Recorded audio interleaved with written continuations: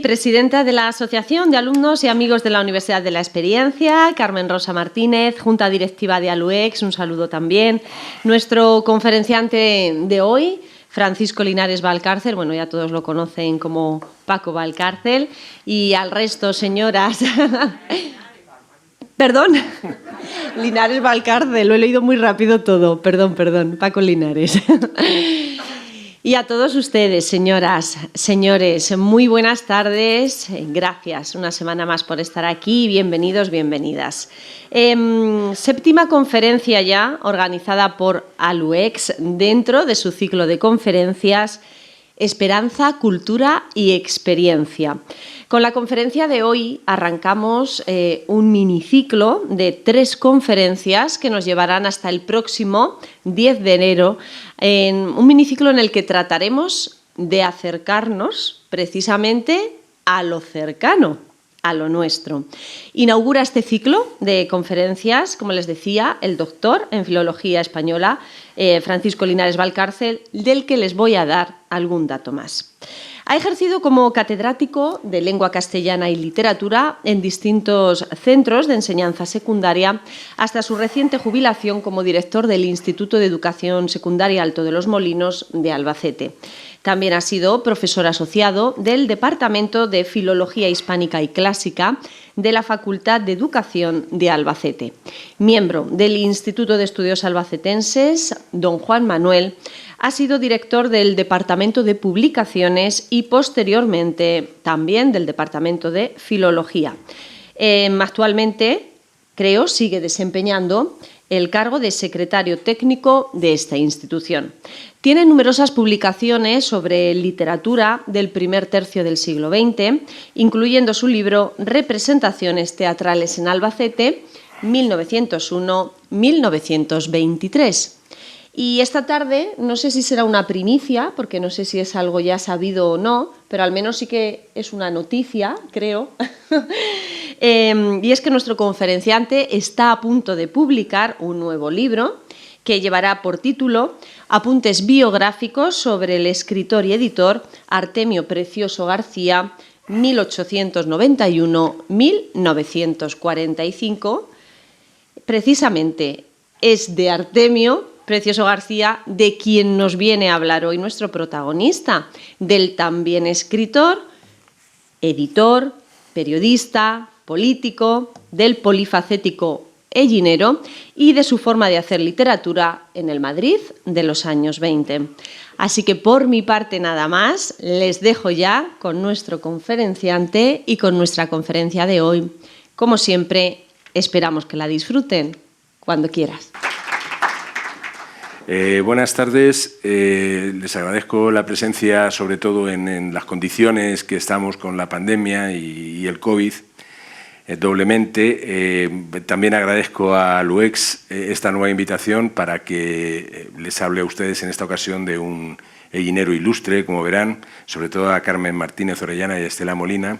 Y bueno, agradezco la presencia de Antonio Moreno, que es un ellinero ilustre y además cronista de la ciudad de Ellín, que está aquí y debería probablemente estar encima, aquí al lado mío de la mesa, porque seguramente sabe más que yo de Artemio Precioso. Es complicado en una hora, porque no quiero pasarme de ese tiempo, hablar del personaje de Artemio Precioso. Artemio Precioso es un escritor, editor, viajero, periodista, que circuló por Madrid durante los años 20 creando un imperio editorial impresionante, que si se consulta las hemerotecas de la época podemos ver claramente la influencia que tuvo, no solamente en el Madrid de la época, sino en la forma de hacer literatura y de hacer edición.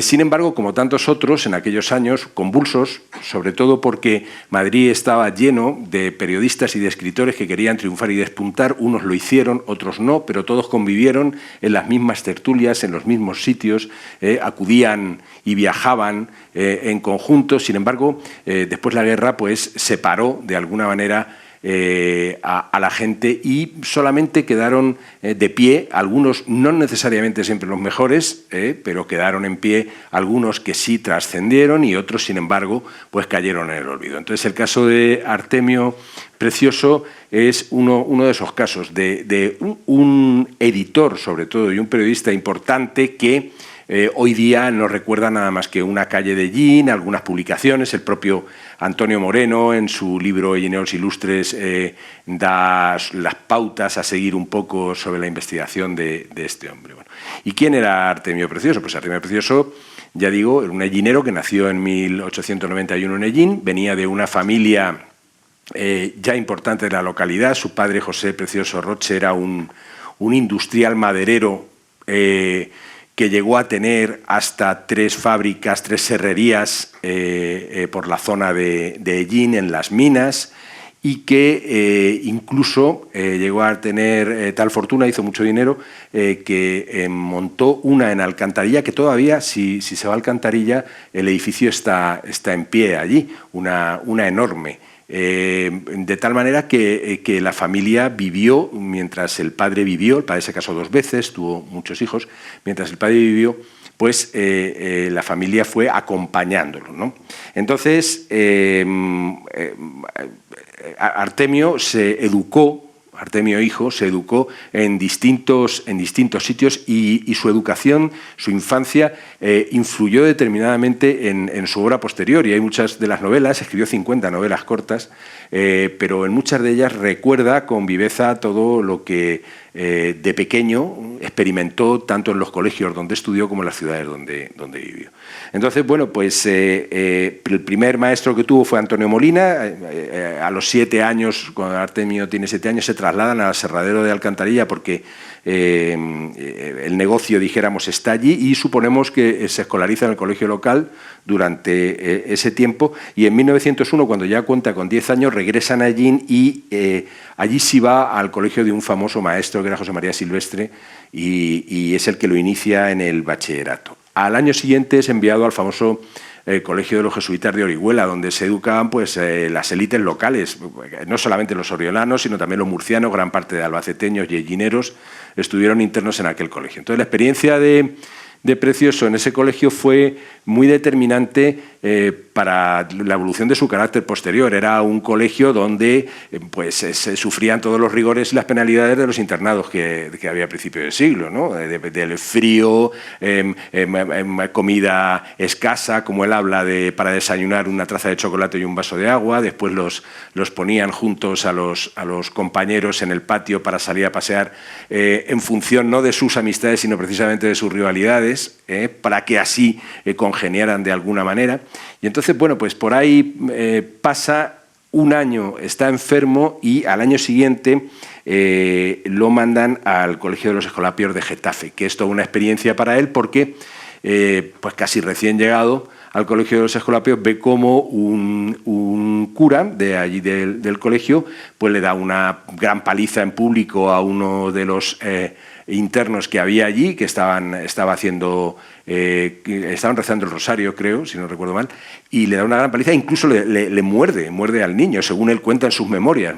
La familia Precioso me ha cedido las memorias que él escribió una vez liberado de la cárcel, como veremos, en el año 40 y tantos, y además 9 páginas manuscritas suyas también con memorias de la infancia, y ayer donde cuenta precisamente cómo pasó. Entonces no pudo soportar y dijo que aquello le pareció una barbarie, se lo pone en sus memorias y se escapa del colegio de los Escolapios de Getafe. Bueno, muere su padre. Hay informaciones distintas sobre el capital. Su padre, los negocios que llevaba eran negocios muy importantes, de bajar maderas por el río, pedir permiso. Su hijo mayor del primer matrimonio, por ejemplo, que era abogado, se dedica a llevarle los negocios en Murcia, pone la luz eléctrica en alcantarilla, en fin, mueven normalmente mucho dinero. Entonces, Mariano Tomás, por ejemplo, dice que heredaron la familia alrededor de unos 7 millones de pesetas. Sin embargo, él en las 9 páginas manuscritas que yo conservo dice que solamente dejó a los hijos 100.000 pesetas. Yo interpreto que a cada uno de los hijos, lo cual era un buen capital, no obstante, para la época, ¿no? Entonces, bueno, pues se establece en Madrid para estudiar Derecho a los 18 años y ya desde allí colabora en muchos periódicos de Albacete y de Llín, y también de Madrid, y entonces ocurre una cuestión que también va a alterar mucho su vida, y es que, bueno, pues parece ser que Artemio, que tenía un carácter bastante impulsivo, escribe unas páginas prácticamente insultando a algún periodista de Albacete. Decía que los periodistas de Albacete solamente comían paja, eso lo dice textualmente en el artículo. Y entonces pues Francisco Gálvez, que era un periodista de aquí, le toma el guante y entonces le contesta también con un artículo bastante extenso, diciendo que, bueno, que eso no era así, de esa manera. Y entonces Precioso, ni corto ni perezoso, coge su tren, desembarca en Albacete. No tengo PowerPoint, diapositivas, porque las he perdido por el camino viniendo, se me han quedado bolsillo.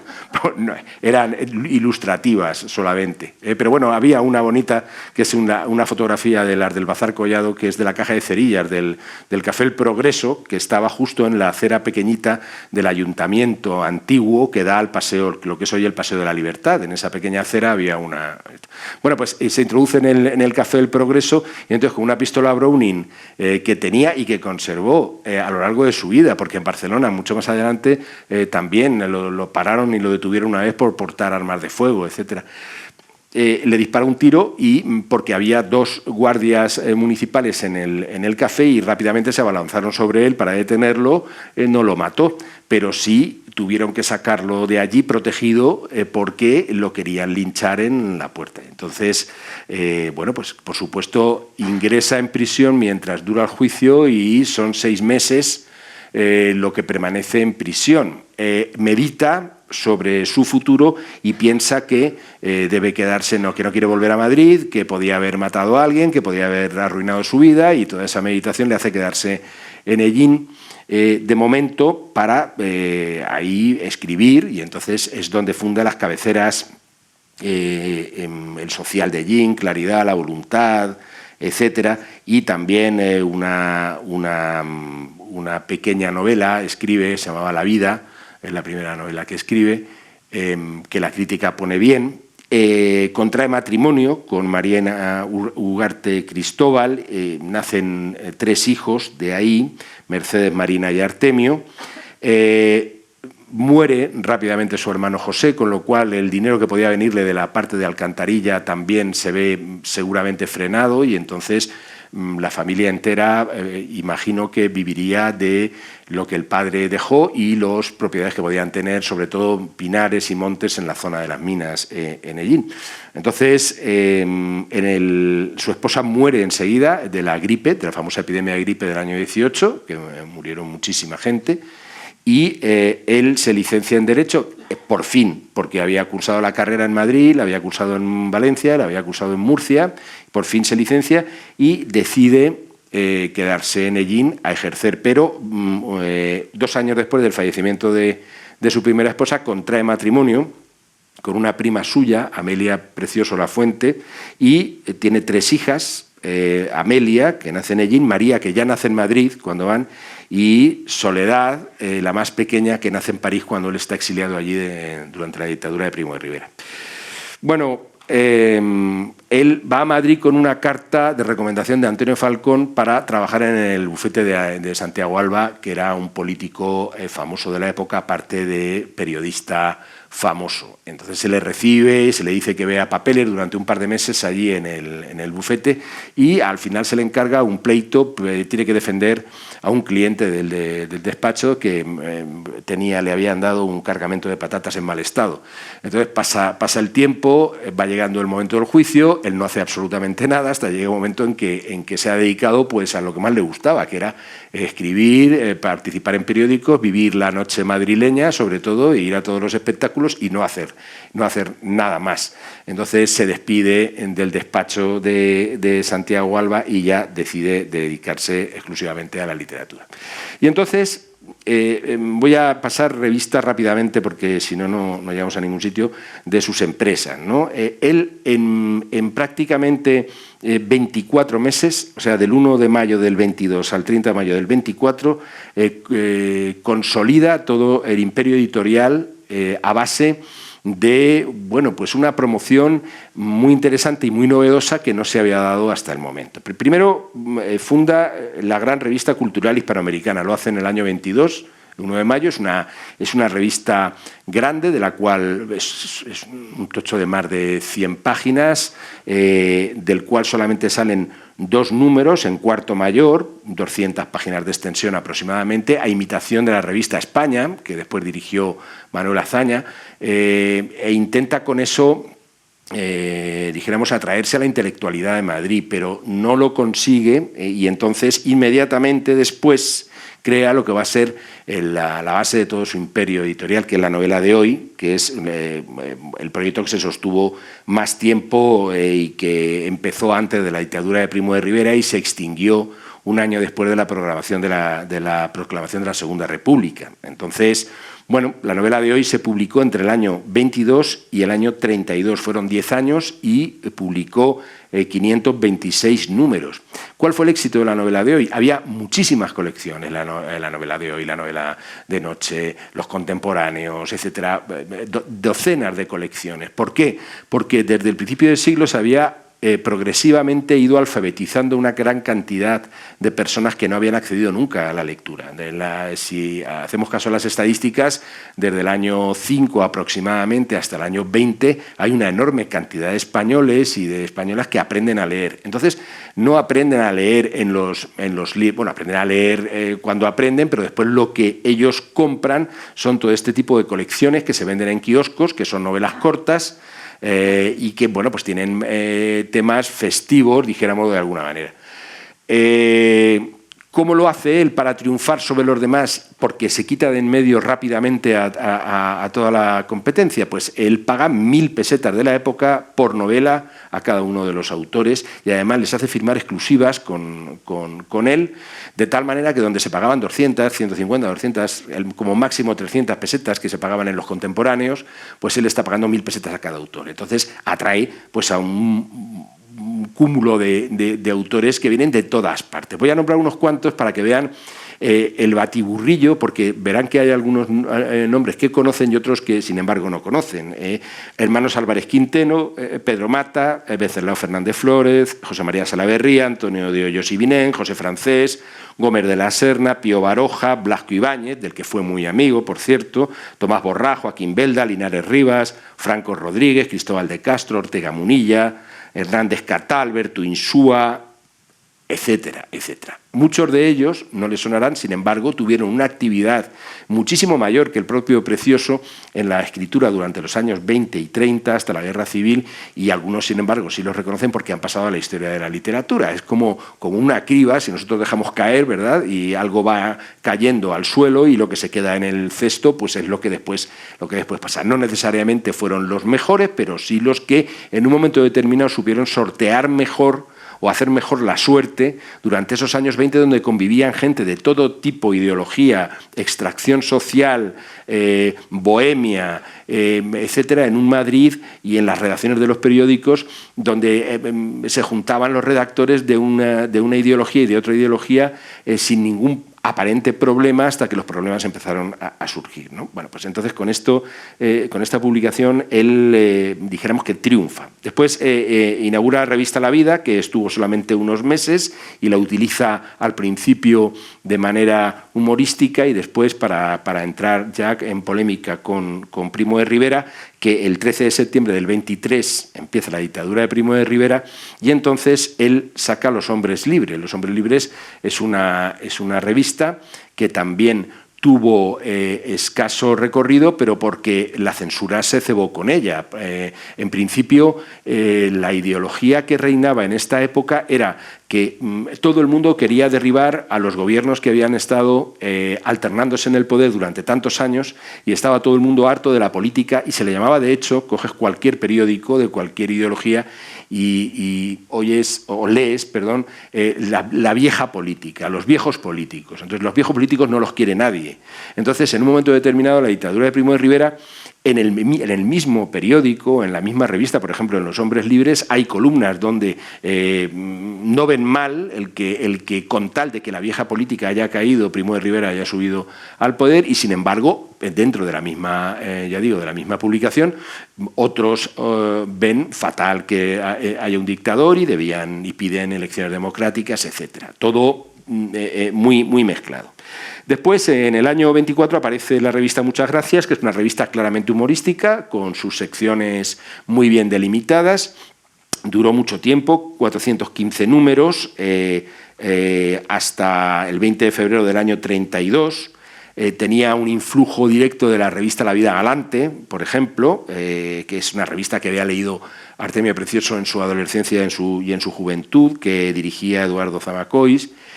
Y bueno, pues la revista tiene una competencia tremenda cuando sale a la calle, porque hay muchas revistas de humor que tiene que derribar o ir quitándose de en medio para que la suya triunfe. ¿Por qué? ¿Para qué utiliza la revista Muchas Gracias? Pues la utiliza como propaganda del resto de sus empresas, sobre todo de la novela de hoy. De hecho, hay páginas y páginas en la revista que son solamente anuncios de sus propias novelas en la colección de la novela de hoy. Entonces, poco a poco se va quitando, ya digo, a todas de encima. Hay 3 etapas bien definidas, una desde que comienzan hasta que Demetrio López Vargas, que era uno de los dibujantes más importantes de la época, sale de la revista, se va para fundar él y se lleva detrás a algunos a bastantes o casi todos los ilustradores, de tal manera que Precioso tiene que reponerlo.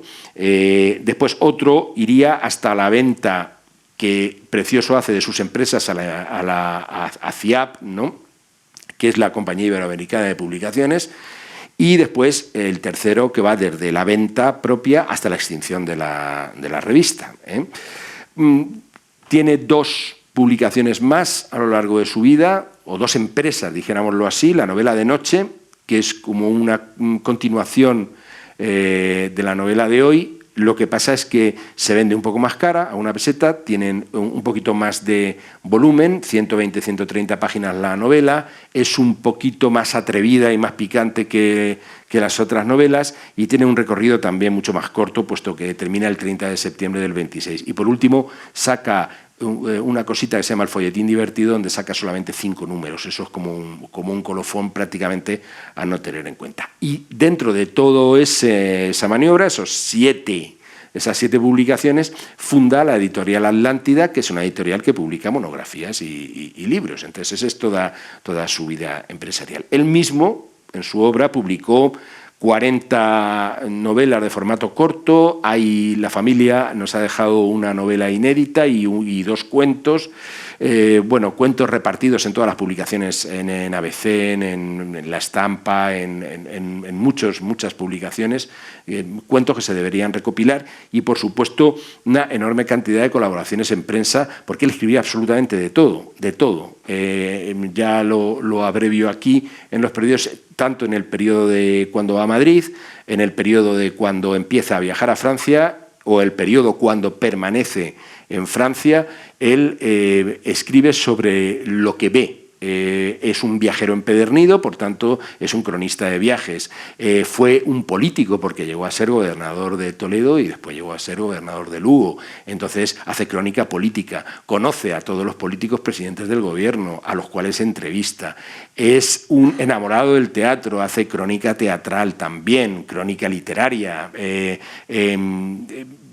Prácticamente es un periodista nato, y de hecho su prosa, cuando uno lo lee, la virtud que tiene es el enganche o el agarre que tiene sobre el lector, y como prosa muy viva, una descripción de tipos humanos muy directa, y sobre todo una descripción de ambientes también muy directa, que pega más casa más con el artículo periodístico o con el cuento muy corto que con la novela. De hecho, cuando en un par de ocasiones se quiere extender hacia novelas más grandes, él lo que hace es o juntar cuentos más cortos para que tenga un poquito de volumen y el darse un poco de empaque para que pareciera que la novela es más larga, o realmente hacerlo regular. Él en el tramo corto es donde se mueve. Y además él inventa topónimos para sus novelas. Albacete aparece mucho, Yellín aparece mucho, pero con los nombres cambiados.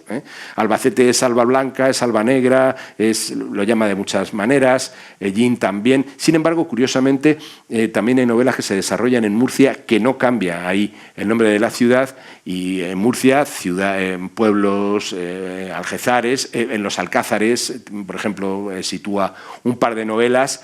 Por cierto, describe el Mar Menor con la misma viveza que se puede estar describiendo hoy. Dice que no recomienda a nadie que vaya, dice por la cantidad de pescado muerto que se puede encontrar en las orillas del Mar Menor, y eso lo está haciendo ya en los años 20, o sea, hace ya muchos años. Eso es más o menos lo que hace. ¿Con qué se enfrenta él? Pues se enfrenta fundamentalmente con la censura, porque sobre todo a partir de la dictadura de Primo de Rivera, pues la censura se echa encima de él, pues tanto por lo que se publica en sus revistas, tanto por las ilustraciones un poco subidas de tono que aparecen, que hoy se consideran, por ejemplo, obras de arte, las ilustraciones de Rafael de Penagos.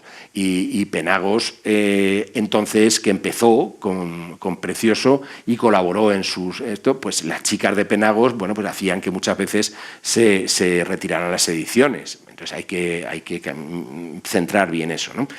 Bueno, por falta de tiempo no entraré en ello, solamente que tuvo que pagar una multa importante por una de las novelas, por El Légamo de la Tragedia, porque ahí sí que lo condenaron a pagar, creo que fue 15.000 pesetas, si no recuerdo mal, aunque también los informes son contradictorios. El resto fue eximido porque realmente pues no había justificación para llevarlo a los tribunales.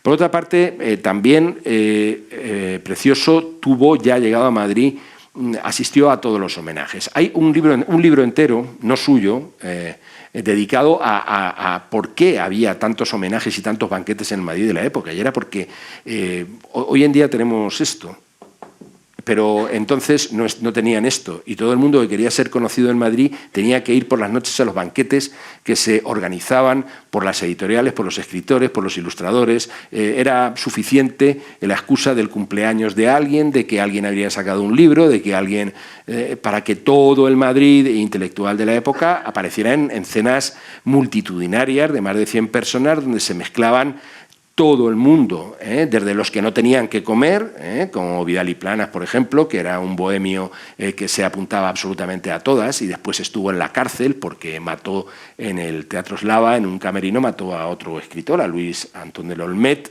Eran muy amigos, pero se le pegó un tiro.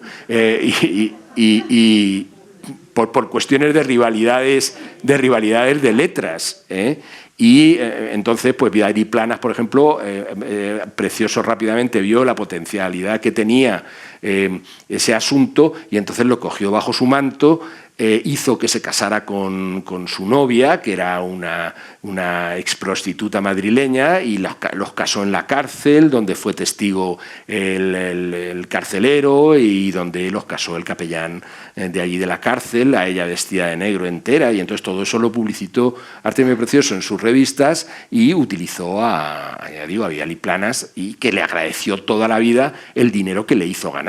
Vidal y Planas después se podría hablar de él horas. Después acabó en México, acabó en Tijuana, y en Tijuana hay una calle que está dedicada a Vidal y Planas. Bueno, eso es simplemente una anécdota de las muchas que se podrían contar alrededor de las reuniones, homenajes, cenas, etcétera, que se daban. Eran siempre en hoteles muy de postín, en el Ritz, en tal, en el restaurante Molinero, en muchos, y se celebraba pues la fiesta de las letras, y allí de pronto te podías encontrar gente que después evolucionaba hacia posiciones muy conservadoras de derechas y estuvo en el bando de Franco, como por ejemplo sentado en una reunión del Pen Club. Recuerdo que había un joven Federico García Lorca, al cual no conocía a nadie, estaba ahí el último de la lista cuando en la prensa se reseña quien acude, pues allí está Federico García Lorca sentado, que acaba de llegar a Madrid y todavía no lo conoce nadie. Pero era importante. Pero para él, la más importante de todas, donde prácticamente lo ensalzan y lo nombran jefe de esta pequeña tribu de escritores, es una cena que se le hace en el Hotel Ritz, donde bueno, pues acudió todo el mundo. El ABC hizo una doble plana sobre esa cena. Bueno, los asistentes fueron Franco Rodríguez, Manuel Bueno, Felipe Sassone, Tomás Borrán, Marta Carrero. Bueno, he copiado solamente 10 o 12 nombres: Fernández Flórez, Luis Araquistain, Camba. Estaban todos los que son en esa cena.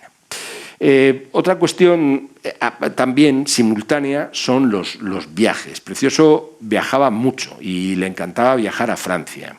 Precioso depositaba a la familia en Madrid o en Ellín, depende de donde conviniera, y entonces él se dedicaba a viajar, bien pagado por sus propias empresas, para hacer reportajes de viajes en Muchas Gracias, o por El Imparcial, o por otros periódicos. Entonces viajó prácticamente por toda Europa. Él estuvo además en un congreso en La Habana, en un congreso de literatura hispanoamericana en La Habana. Estuvo también con el padre de García Berlanga, el director de cine. El padre de García Berlanga era diputado en Valencia durante la República. En un momento determinado en que estaba en París, él, por unos asuntos que ahora, si me da tiempo, contaré, tuvo que salir de París porque lo perseguía la policía, y entonces le dijo a García Berlanga: vámonos, y entonces se fueron a Oriente Medio y se recorrieron medio Oriente Medio, García Berlanga y él, y creo que se lo pasaron bomba. Estaba siempre viajando y siempre mandando crónicas desde donde viajaba, ¿no? Y bueno, por supuesto, frecuentaba los casinos, veraneaba en Biarritz, tomaba las aguas en el balneario de Vichy, etcétera, etcétera, etcétera. Eso es muy repetitivo en todas las... Si vamos recorriendo cronológicamente los periódicos, a lo largo del tiempo aparecen todas estas ciudades, ¿no? Crónicas desde París, desde La Toja. Conoce a Gómez Carrillo, el escritor, también en París, las aguas termales en Vichy, etcétera. Entonces, en un momento determinado, cuando la censura ya se le echa encima de tal manera que no puede aguantar más en España, lo que hace es irse a Francia, residir de manera permanente en París, y eso lo hace a final de febrero de 1927. Entonces, ponen cerco a sus empresas de tal manera que él consigue salir de allí. Y también en aquella época es cuando comienza más o menos su amistad con Blasco Ibáñez. Un minuto solamente para decir que se conocieron en Madrid, pero Blasco Ibáñez, que era un republicano total, también estaba autoexiliado. Bueno, él venía en ese momento, cuando estaba en París, venía a dar la vuelta al mundo, que la dio, porque había vendido en Hollywood los 4 jinetes del Apocalipsis para hacer la película, y había ganado cantidades astronómicas de dinero. Era un hombre que ganó muchísimo dinero, Blasco Ibáñez, mucho más que todos sus contemporáneos. Pudo comprarse una villa en Mentón, en la Costa Azul francesa, que se llamaba Fontana Rosa, que todavía se puede visitar. Ha estado un tiempo abandonado, pero me comentaron hace poco que está rehabilitada, y el Ayuntamiento de Mentón deja verla. Es una maravilla de villa, con jardines dando al mar, etcétera, donde Precioso se refugiaba muchas veces con Blasco Ibáñez para hablar de lo mal que iba España, y por allí pasaban todos los refugiados españoles.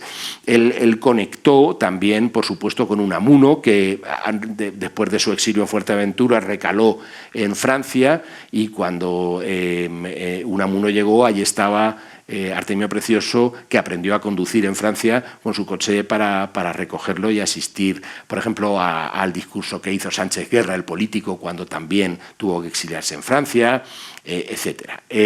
Participó, por tanto, también en todas las actividades literarias y políticas que hubo en Francia a partir de ese año 27 que él se fue. Bueno,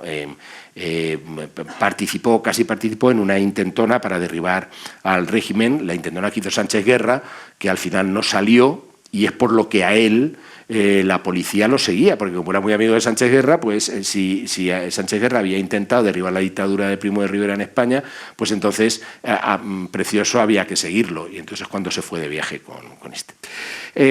La empresa a la cual él le vende todos sus negocios, la CIAP, quiebra, porque compra todas las cabeceras, pero con el dinero de la banca Bauer, de los hermanos Bauer. Entonces, ponen al frente de las empresas a Pedro Saiz Rodríguez, que era catedrático de bibliografía de la Universidad Central, y bueno, pues a él le pagan 183.000 pesetas por el negocio, con una serie de letras que después las tiene que renegociar a la baja, pero al final, que es bastante astuto negociante, pues saca limpias alrededor de unas 150.000 pesetas. Entonces, la FIAP simplemente se hunde porque no puede afrontar los pagos tan enormes que Precioso tenía a los autores. Entonces, eso crea una especie de crisis editorial en España que dura tiempo, porque en el momento en que no los autores empiezan a dejar de cobrar, por ejemplo, Valle Inclán cobraba al año unos miles de pesetas importantes de Precioso. En el momento que deja de cobrarlos,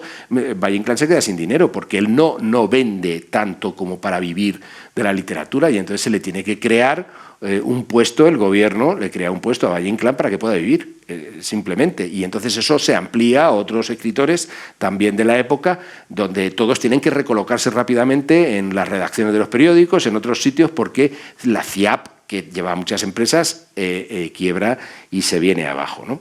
Él, y sí, aquí he querido coger la cita porque habían quedado en pagarle en pacta, que él publica 6 novelas al año a 1.000 pesetas por novela, 4 artículos al mes para publicar en la revista Muchas Gracias, y todo ello le reporta una media de 700 pesetas mensuales sumado a otras colaboraciones que hacían otros periódicos, de tal manera que se mantiene en París bien, pero cuando la FIAP se viene abajo, pues todo se viene abajo. Entonces él dice textualmente en su memoria, dice: al principio, tras la venta de la FIAP, todo iba bien, pero luego los señores Saiz Rodríguez y Ortega, los dos gordos más frescos que he conocido, comenzaron a cerdear y a faltar a sus palabras y firmas, preparando la quiebra editorial más gigantesca que se registró jamás en España. Vistieron de picador al pobre Ignacio Bauer, judío representante de los Rothschild. Y es cierto que la banca Rothschild tuvo que ver, y también tuvo le dieron un bocado, que decimos aquí, bastante importante.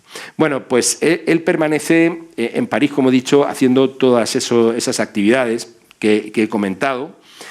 Frecuenta a todos los exiliados que hay en París, tienen un poco de todo, desde intentan robar en su piso, asesinan a una señora de edad en la habitación de al lado de una pensión y entonces tiene que intervenir la policía, se pega con el corresponsal del ABC en un bar,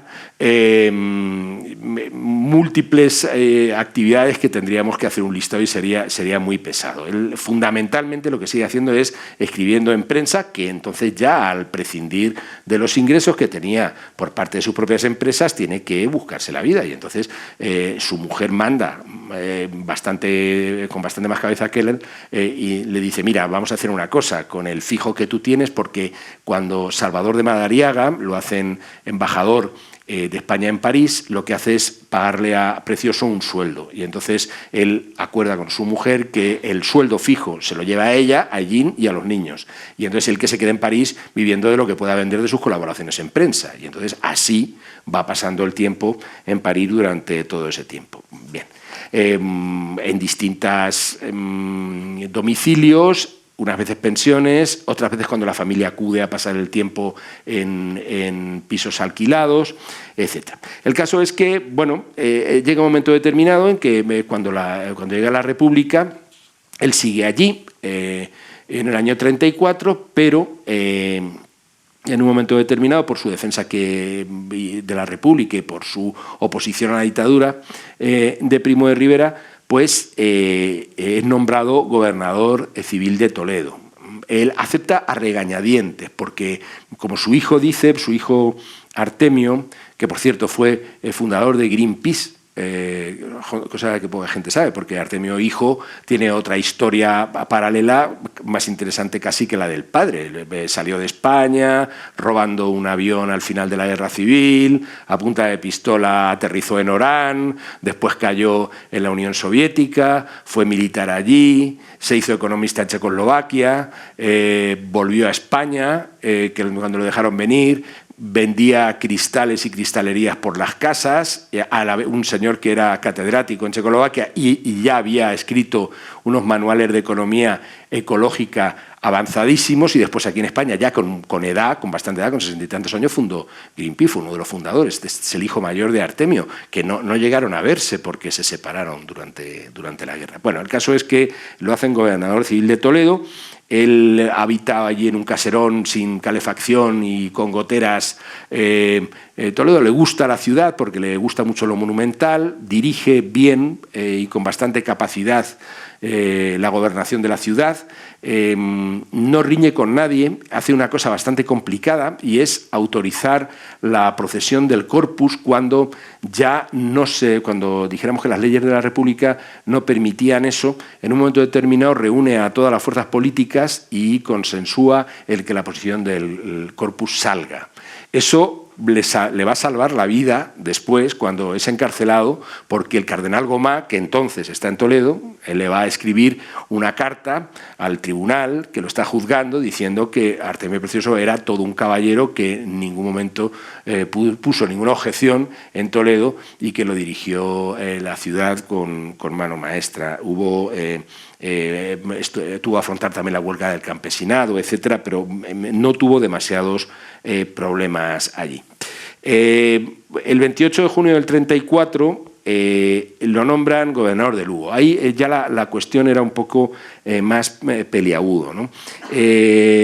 Manuel Becerra era su protector, el político. Él era lerrusista, Precioso era lerrusista, de tal manera que podemos considerarlo como un centrista republicano, que era lo que era el partido de Lerroux. Entonces, hasta 3 veces dimite como gobernador de Lugo y 3 veces es nombrado gobernador de Lugo en todo ese periodo. Tiene que solucionar problemas de orden importantes y, sobre todo, tiene que lidiar con las elecciones que al final le dan, que gana el Frente Popular. Para todo eso, dijéramos que lo ponen allí, en Lugo. Tiene enemigos declarados, como Saco de Rivera, por ejemplo, que era de un partido contrario. La vida allí no le es tan grata, a pesar de que también vive con la familia, veranea, le gusta Galicia, pero tiene que lidiar con acontecimientos importantes y, precisamente por su experiencia y lo bien que lo había hecho en Toledo, es por lo que es nombrado gobernador de Lugo, que es una provincia que estaba muy soliviantada en aquel momento. Yo no soy historiador experto y entonces es un cúmulo de circunstancias muy enrevesadas las que tuvo que vivir allí. Bueno, entonces, claro, en el momento que deja de ser gobernador, pues vuelve otra vez a ser periodista, a intentar ganarse la vida como periodista en Madrid. En un momento determinado tiene otro altercado, porque la persona que era su enemigo en Galicia, que era Saco de Rivera, que era un diputado en Madrid, se cruza con él en las Cortes, se cruzan por un pasillo, él como periodista, el otro como diputado, y sin mediar palabras, Saco de Rivera le da un puñetazo a Precioso, que le salta las gafas allí en medio del pasillo, y el otro se levanta y entonces se lían a puñetazos que los tienen que separar y lo expulsan del Congreso.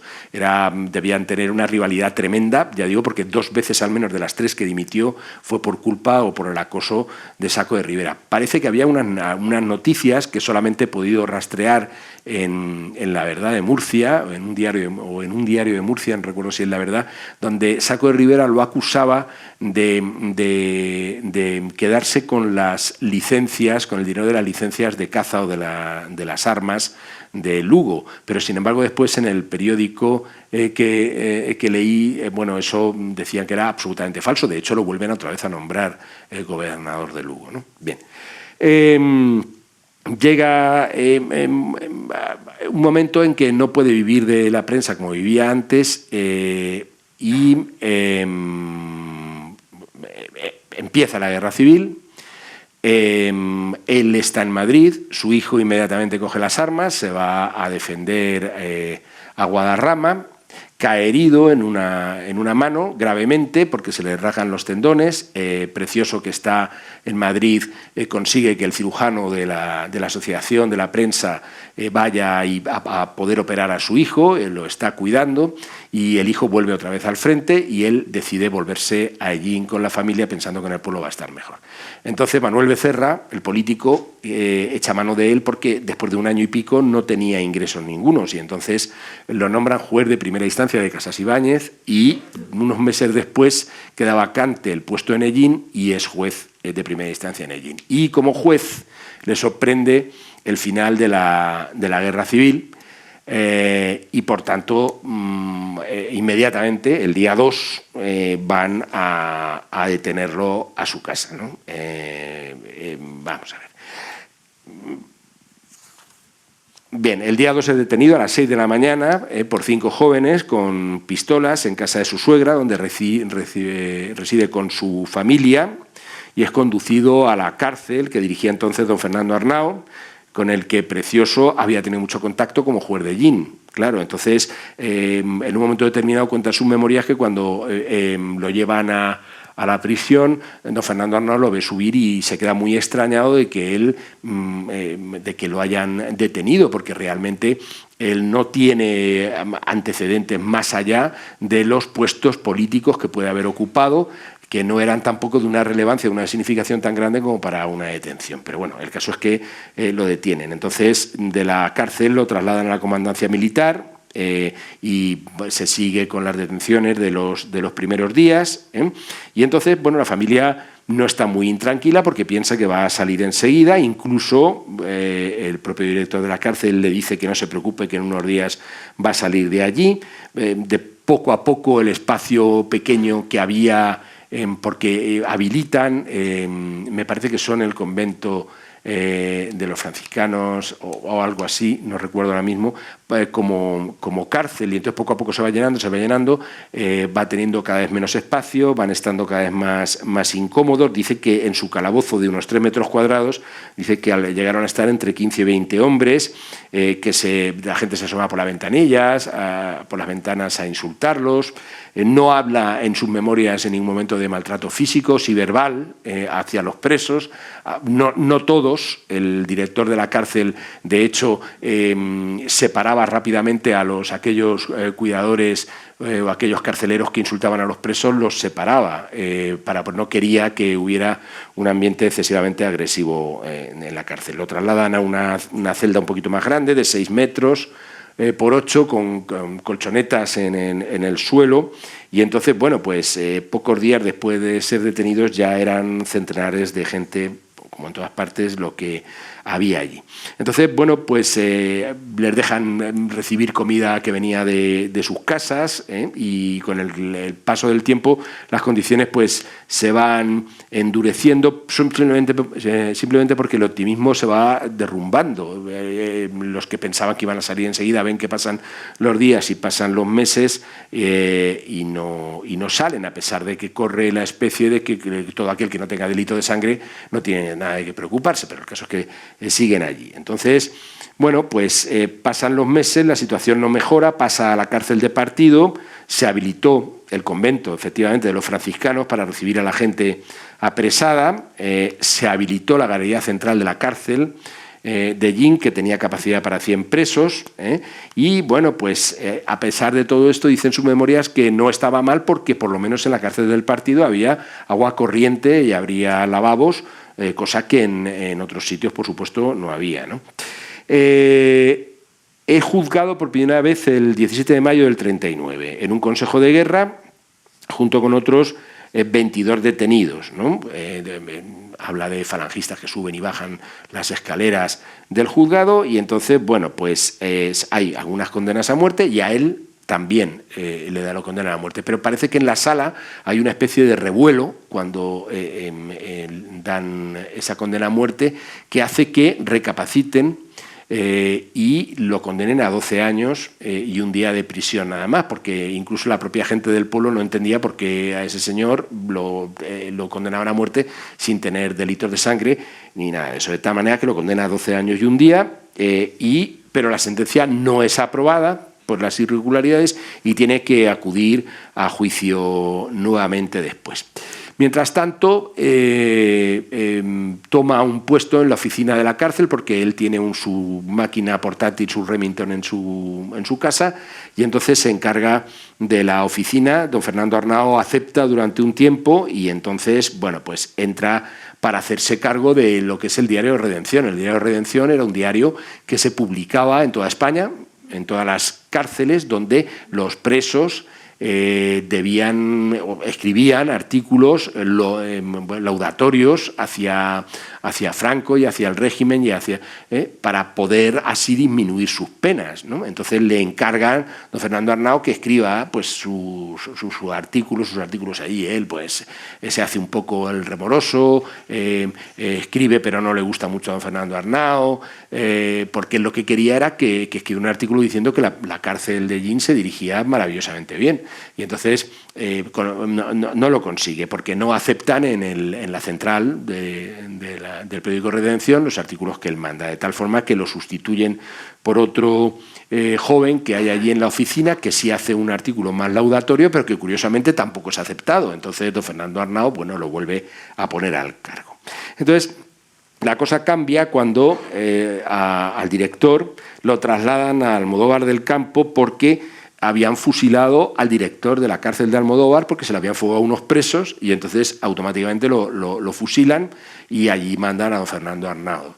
Entonces queda como director de la prisión de partido Abundio Gil y como sustituto de don Fernando, que ya se ha marchado para dirigir no la cárcel esta, sino la cárcel de La Loma, que es la que sustituye, se está haciendo durante esta época, Adolfo Martín Campillo, y entonces destituyen a Precioso como corresponsal de Redención y bueno, entonces empieza a circular el asunto que lo perjudicó bastante de que era masón, que no era masón, pero había un asunto importante ahí, y era que si conseguía que lo condenaran a una pena de 7 años, podía pedir la libertad provisional. Sin embargo, si era masón, nunca le iban a dar la libertad provisional. Entonces, a partir de este momento y durante todo un proceso que dura años, se dedica a hacer un larguísimo escrito que van viendo tribunal tras tribunal, primero en Hellín, después en el puerto de Santa María, después en Madrid, después otra vez en Hellín, donde él expone los motivos por los cuales cree que debe salir de la cárcel. Y los motivos son variopintos y ahí entiende uno, las ganas enormes que tiene un preso, ¿no?, de salir de la situación en que se encuentra. Entonces, él, para empezar, presenta todos los certificados de nacimiento y bautismo de sus hijas, dice que todas se han casado por la Iglesia, dice que él también con sus 2 esposas se ha casado por la Iglesia, además consigue que el cardenal Gomá, entonces, un personaje y asesor directo de Franco, escriba 3 cartas diciendo que en la gobernación de Toledo había sido un hombre respetado y respetable y no había hecho nada, no había tenido delito de sangre, muy al contrario, le llama caballero. Y no solamente eso, sino que también consigue que Moscardó, en Toledo, el defensor de Alcázar, también escribe una carta mucho más política. Aquí dice que si él no ha hecho nada, no tiene nada que temer porque el generalísimo lo dejará seguramente en paz y las cosas seguirán por su propio pie. Pero el caso es que consigue cartas de recomendación. Después, incluso su hija Soledad, que había nacido en París unos años antes, toma la comunión en la prisión de La Loma, allí hace que tome la comunión y en un larguísimo escrito presenta todo esto y también dice que él no es masón, que simplemente en un encuentro fortuito con una persona en Madrid le ofreció el ser, ya al principio de la guerra, el ser masón, y él dijo que no quería, de tal manera que no consigue demostrar el tribunal que está en ninguna lista de masonería. Entonces se le rebaja finalmente la pena para que él pueda pedir la libertad provisional. Las cartas no las voy a leer, pero las cartas de Gomá y etcétera merece la pena. Bueno, están en sus memorias y en el libro que publico, si están transcritas, merece la pena leerlas. No son muy largas, pero son verdaderamente jugosas, ¿no? Entonces, bueno, pues al final el liberado, porque hay un escrito del fiscal en el cual lo exonera y se le notifica el fallo el 14 de julio de 1942, se le da traslado al Gobierno Civil de Albacete y a partir de ese momento ya puede pedir la libertad provisional. Entonces, claro, ¿qué concluimos de todo esto? No me voy a alargar mucho más, solamente para concluir. Pues primero, que esto es solo un ejemplo de una persona que construyó una especie de imperio para hacer otra forma de literatura en los años 20, que cambió las formas que entonces existían de publicación. Da el conocimiento también de lo que nunca hemos estudiado. Por ejemplo, yo soy filólogo, que no historiador, pero soy filólogo, y nunca he estudiado en los libros de texto a una cantidad de escritores que aquí figuran, Emilio Carrere, muchos que triunfaban enormemente en la época y que eran publicados. He encontrado libros en librerías de viejo, muchísimos libros de escritores que ya no se publican. Ahora la editorial Renacimiento de Sevilla está haciendo una labor muy importante reeditando libros de toda esta gente que o acabó en el exilio o acabó simplemente en España haciendo otras cosas. Demetrio López Vargas, el ilustrador, acabó escribiendo tebeos para niños, en fin, fueron diversificando. Entonces, bueno, pues su nieto mayor, Amado, que es el único que recuerda a su abuelo, porque cuando salió de la cárcel se fue a una casa pequeñita que tenía en Iso y ahí murió en el año 45. Él salió en el 42, estuvo 3 años, escribió las memorias que conserva la familia. Y bueno, con muy poco dinero, lo que sus yerno, que tenía la fábrica de harinas en Ellín, etcétera, le podía ir dando, iba viviendo. Entonces, pues sí, Amado dice que recuerda la figura de su abuelo en su casa de Iso, en el huerto, paseando, mucho más anciano de lo que debiera ser por edad, tenía 50 y algún años, pero había pasado muchas penalidades. Era un señor, que no lo he dicho, pero era un señor obeso.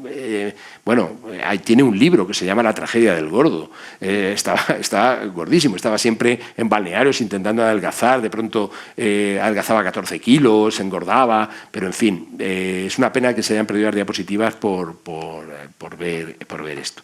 Dice que lo recuerda con el chaleco blanco, muy bondadoso, acariciándole la cabeza al nieto, y entonces, bueno, pues allí murió efectivamente desgastado por las penalidades de la guerra, de la prisión, en aquella casa de campo. Entonces, las personas que lo conocieron en las memorias, porque he rastreado muchísimas memorias de la época, hay muchas, y entonces muchas no editadas desde hace muchos años. Entonces, en algunas se le cita como editor y todo el mundo habla bien de él, otros no, pero muchos sí, con un personaje fuera de lo común. Todos admiran su visión comercial y todos dicen que se aprovecharon de él mucha gente y muchos escritores. Admiraron su manera de ver la vida, su cosmopolitismo, su don de gente, su caballerosidad, y debió ser muy difícil en aquella época editar, escribir, dirigir, en aquellos años 20 revueltos, cuando las ideologías se mezclaban en los periódicos, en las redacciones, cuando los compañeros de cama escondían un puñal debajo para clavárselo al otro, de pronto un día uno estaba en una facción y otro en otro, pues debió ser muy difícil encontrar ese pedazo de inmortalidad que solamente encontraron algunos autores, y que otros, sin embargo, fue todo lo contrario. No hubo casi ni un punto medio. Unos consiguieron la gloria literaria y otros consiguieron ser olvidados y que las novelas cortas fueran quemadas, guardadas en los trasteros.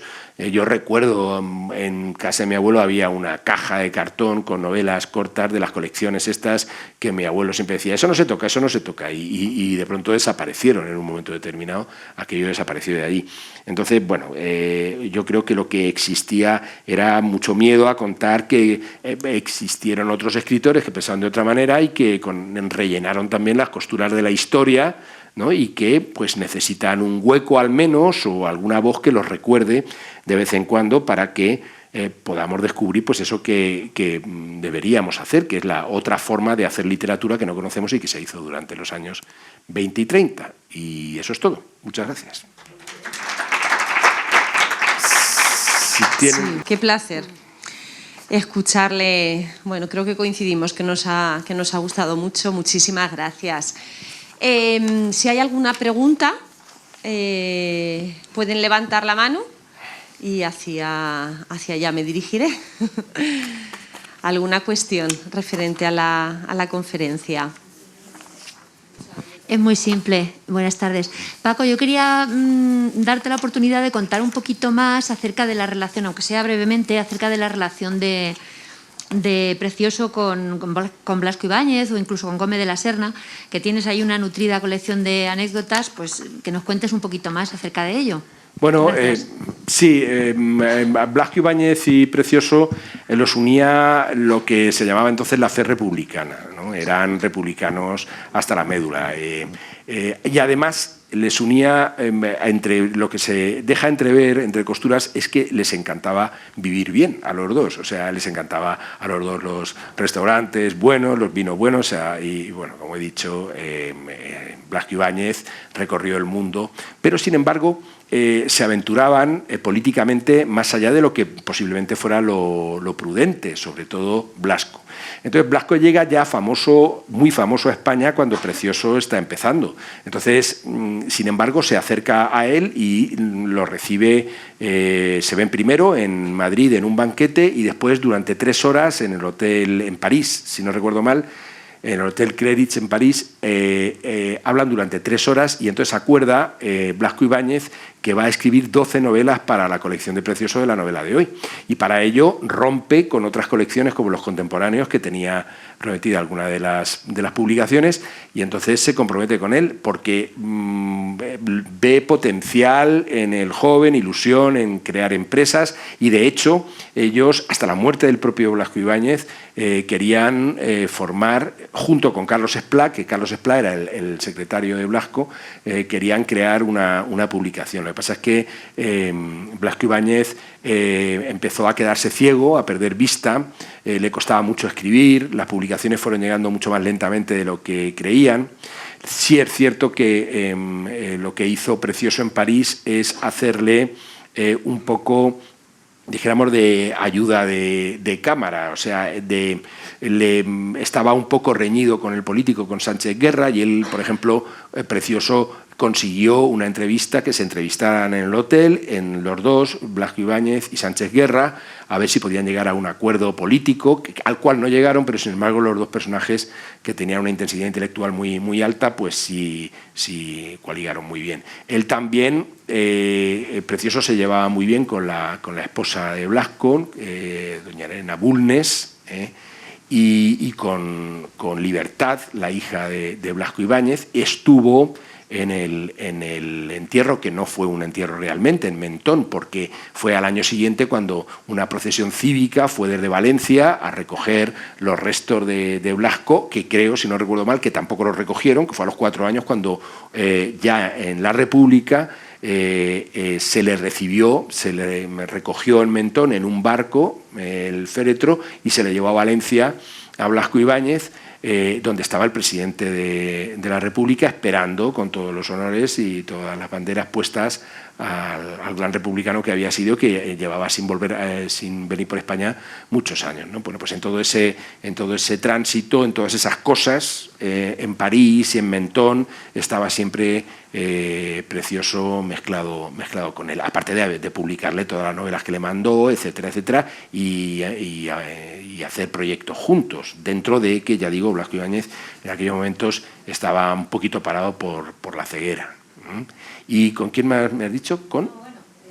Gómez de la Serna, que también... Bueno, Gómez de la Serna no tenía mucha relación con Gómez de la Serna porque no se podían ver.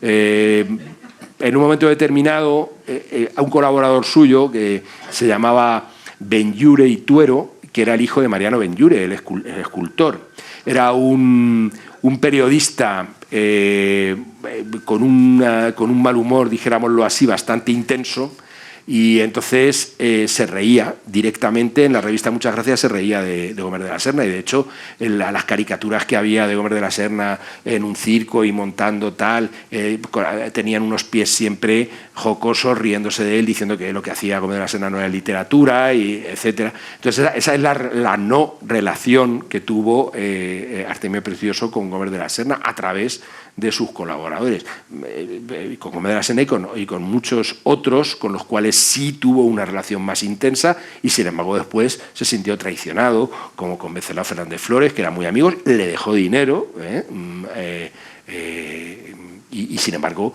no solamente no se lo devolvió, tuvieron después una polémica en prensa y al final pues acabaron reñidos. Esto da un poquito, es un poco la punta del iceberg de todo lo que sucedía entre todos los escritores que circulaban tanto por el Madrid de la época como por el París de la época, por el exilio de la época. Todos se necesitaban los unos de los otros. Eugenio Montes en París, por ejemplo, vivía de Precioso prácticamente.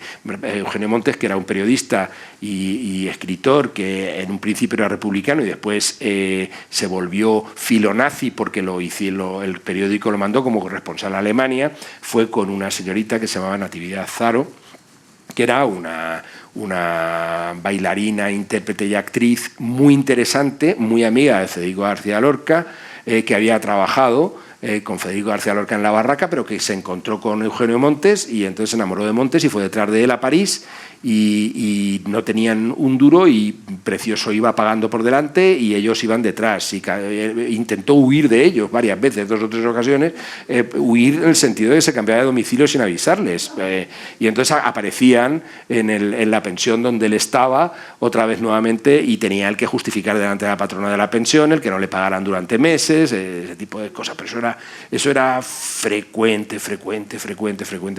entre pintores, artistas, etcétera.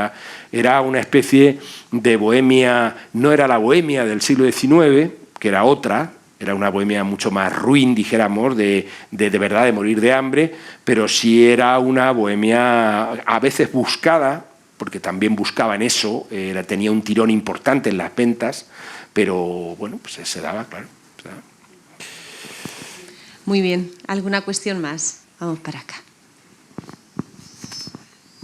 Ha nombrado usted a muchos escritores y periodistas de la época y echo de menos a González Ruano. Sí. ¿No sí. aparece? Bueno, sí aparece, claro. Aparece solamente, fundamentalmente las memorias de César González Ruano. Son lo importante para la vida de Precioso es que lo nombra en sus memorias, ¿no? Ruano era un personaje, como todos sabemos, muy especial, tanto para participar en las tertulias, etcétera, ¿no? Entonces, era un personaje al que todo el mundo le tenía un respeto por la lengua afilada que tenía para dar después en sus crónicas, porque era capaz de levantar un escritor como de hundirlo, ¿no? Era uno más entre todos. Lo que pasa es que después creció más que los demás y sí publicó unas memorias muy interesantes donde su lengua afilada pasa por encima de todo el mundo y después también fue, claro, un periodista interesante en sus crónicas. Sí, pero sí, estaba ahí, claro, como todos. Pues muchísimas gracias. Gracias.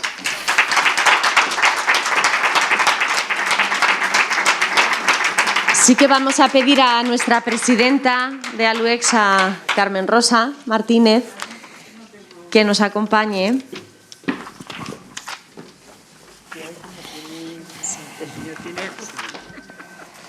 Y a nuestro conferenciante, sí. Rosa, Carmen, poneros delante, por favor.